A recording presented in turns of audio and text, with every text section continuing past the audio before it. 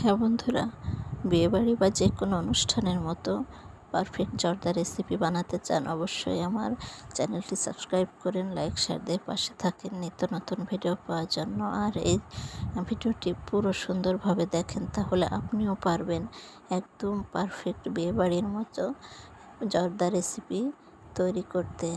এই যে আমি তৈরি করছি ঈদ উপলক্ষে জর্দা। তো আপনারা দেখতে থাকুন আমি এই পানীয়টি কীভাবে কী দিয়ে গুলিয়েছি। এটা আমার মূল ভিডিওতে, বড় ভিডিওতে দেওয়া আছে, আপনারা চাইলে ডেসক্রিপশন লিঙ্কে দেখে নিতে পারেন। তো এই যে আলতো করে চালটা আস্তে আস্তে নাড়া দিতে থাকবেন। এটা ছিল দুধ আর কমলা লেবুর রস।